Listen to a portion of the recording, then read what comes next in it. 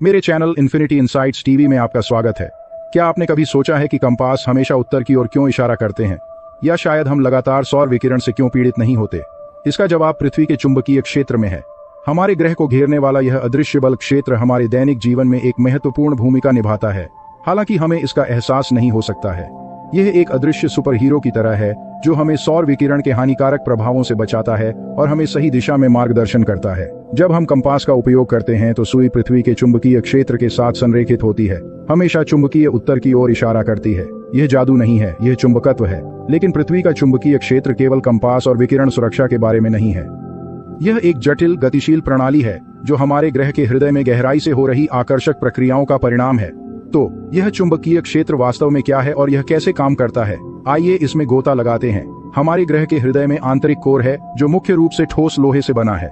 इसके चारों ओर बाहरी कोर है जो कि लोहे से भरा हुआ है, पिघला हुआ लोहा और निकल। अब आइए गहराई से जानें और समझें कि ये घटक पृथ्वी के चुंबकीय क्षेत्र को उत्पन्न करने में कैसे भूमिका निभाते हैं। कल्पना कीजिए, पृथ्वी के बाहरी कोर में पिघले हुए लोहे और निकल का एक झुलसा देने वाला घूमता हुआ समुद्र घूम रहा है। यह न केवल एक शानदार प्राकृतिक घटना है, बल्कि यह हमारे ग्रह के चुंबकीय क्षेत्र का स्रोत भी है। इन पिघली हुई धातुओं से बनी पृथ्वी की कोर इस चुंबकीय शक्ति को चलाने वाला इंजन है। आंतरिक कोर, हालांकि मुख्य रूप से ठोस लोहा है, इसमें निकल और सल्फर जैसे अन्य तत्वों के निशान हैं। चुंबकीय क्षेत्र की पीढ़ी के लिए यह संरचना महत्वपूर्ण है। दूसरी ओर बाहरी कोर लोहे और निकल का एक घूमता हुआ पिघला हुआ द्रव्यमान है। पिघली हुई धातु की यह गति ही पृथ्वी के चुंबकीय क्षेत्र की कुंजी है। पिघली हुई धातु के बहने और घूमने से विद्युत धाराएं उत्पन्न होती हैं जो चुंबकीय क्षेत्र बनाती हैं। बाहरी कोर प्रभावी रूप से डायनेमो चुंबकीय क्षेत्र के जनरेटर के रूप में कार्य करता है। आंतरिक कोर और बाहरी कोर के ऊपर की परत मेंटल से निकलने वाली गर्मी बाहरी कोर में पिघले हुए लोहे को संवहन या गोलाकार तरीके से घुमाने का कारण बनती है। यह गति कुछ ऐसी ही है जैसे कि एक बर्तन में उबलता पानी घूमता है। पिघले हुए लोहे के संवहन और पृथ्वी के घूमने से विद्युत धाराएं उत्पन्न होती हैं। ये धाराएं ही हमारे ग्रह के चुंबकीय क्षेत्र का निर्माण करती हैं। हालांकि यह एक स्थिर प्रक्रिया नहीं है। पृथ्वी का घूमना, पिघले हुए लोहे का संवहन और उत्पन्न विद्युत धाराएं लगातार परस्पर क्रिया करती हैं, पृथ्वी के चुंबकीय क्षेत्र को बनाए रखती हैं और आकार देती हैं। इसलिए अगली बार जब आप कंपास का उपयोग करें या उत्तरी रोशनी पर अचंभा करें तो याद रखें कि ये घटनाएं पृथ्वी के बाहरी कोर में पिघले हुए लोहे और निकल के मंथन से संभव हुई हैं।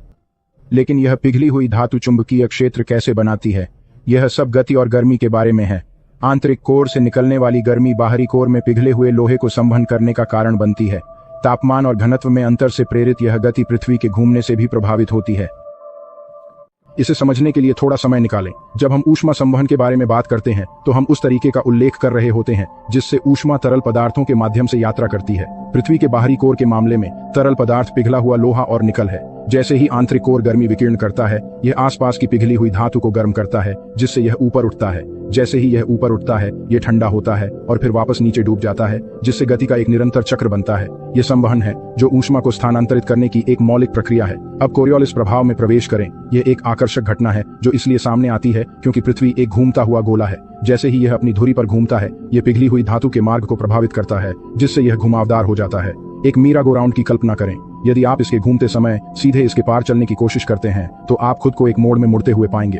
यह कोरियोलिस प्रभाव को देखने का एक सरल तरीका है। तो बाहरी कोर में पिघला हुआ लोहा और निकल एक तरह का ब्रह्मांडीय नृत्य कर रहे हैं जो आंतरिक कोर से निकलने वाली गर्मी और पृथ्वी के घूमने से प्रभावित है, और यह सौम्य नहीं है। धीमे नृत्य, ये तीव्र गर्मी और हमारे ग्रह के शक्तिशाली घूमने से प्रेरित ऊर्जावान शक्तिशाली हरकतें हैं। लेकिन यह क्यों मायने रखता है? हमारे ग्रह के दिल में इस पिघली हुई धातु के मोशपिट का क्या महत्व है? खैर, यह सब बिजली के बारे में है। आप देखते हैं, जैसे ही पिघली हुई धातु चलती है, यह विद्युत धाराएं उत्पन्न करती है। यह विद्युत चुंबकीय प्रेरण नामक एक प्रक्रिया के कारण होता है। सरल शब्दों में, एक कंडक्टर की गति, इस मामले में चुंबकीय क्षेत्र में पिघली हुई धातु, विद्युत धारा को प्रेरित कर सकती है। यह गति केवल लक्ष्यहीन घूमना नहीं है, यह कुछ महत्वपूर्ण विद्युत धाराएं उत्पन्न कर रही है। जैसे ही चालक पिघली हुई धातु चलती है, यह विद्युत चुंबकीय प्रेरण नामक एक प्रक्रिया के माध्यम से विद्युत धाराएं बनाती है। इसे ऐसे समझें कि बाहरी कोर में पिघला हुआ लोहा और निकल घूमता और बहता है। वे अपने साथ विद्युत आवेश ले जाते हैं। आवेश की यह गति एक धारा उत्पन्न करती है, ठीक वैसे ही जैसे नदी का प्रवाह पानी की धारा उत्पन्न करता है। अब यह कोई साधारण अयुद्ध नहीं है। यह एक विद्युत धारा है और इसमें एक विशेष गुण है। एम्पियर के वृत्तीय नियम के अनुसार कोई भी विद्युत धारा अपने चारों ओर एक चुंबकीय क्षेत्र उत्पन्न करती है। इसलिए जब ये विद्युत धाराएं पृथ्वी के बाहरी कोर से होकर बहती हैं तो वे चुंबकीय क्षेत्र उत्पन्न करती हैं। लेकिन यहाँ वास्तव में जादू होता है। ये अलग अलग चुंबकीय क्षेत्र अलग अलग नहीं होते, वे आपस में जुड़ते हैं और एक बड़े अधिक शक्तिशाली क्षेत्र का निर्माण करते हैं। ये भूचुंबकीय क्षेत्र है जो पृथ्वी की सतह से बहुत दूर तक फैला हुआ है, अंतरिक्ष तक पहुंचता है। ये विद्युत धाराएं सिर्फ एक उपोत्पाद नहीं है, वे कुछ दूरगामी चीज बना रही हैं। पृथ्वी का चुंबकीय क्षेत्र, ये विद्युत धाराएं बदले में चुंबकीय क्षेत्र बनाती हैं। इन सभी धाराओं के संयुक्त प्रभाव से पृथ्वी का चुंबकीय क्षेत्र उत्पन्न होता है जो भूचुंबकीय क्षेत्र बनाने के लिए बाहर की ओर फैलता है। यह गतिशील क्षेत्र जो नंगी आंखों से दिखाई नहीं देता, पृथ्वी की सुरक्षा कवच का काम करता है। यह कुछ हद तक हजारों मील तक फैले अदृश्य बल क्षेत्र जैसा है। अंतरिक्ष में हमारे ग्रह को हानिकारक सौर विकिरण से बचाने के लिए इसके बिना जीवन, जैसा कि हम जानते हैं, यह असंभव होगा, क्योंकि तीव्र सौर हवाएं ओजोन परत को हटा सकती हैं जो हमें सूर्य की हानिकारक पराबैंगनी किरणों से बचाती है। भूचुंबकीय क्षेत्र भी नेविगेशन में एक महत्वपूर्ण भूमिका निभाता है, जैसा कि विनम्र कंपास में देखा जा सकता है। कंपास की सुई चुंबकीय उत्तर की ओर इशारा करते हुए पृथ्वी के चुंबकीय क्षेत्र के साथ खुद को संरेखित करती है। यह एक सरल उपकरण है, फिर भी यह पिघले हुए लोहे, विद्युत धाराओं और हमारे पैरों के नीचे पृथ्वी के घूर्णन के जटिल परस्पर क्रिया पर निर्भर करता है। तो अगली बार जब आप कंपास का उपयोग करें या ऑरोरा पर अचंभा करें, तो हमारी पृथ्वी के भीतर पिघले हुए लोहे और विद्युत धाराओं को याद रखें जो यह सब संभव बनाते हैं।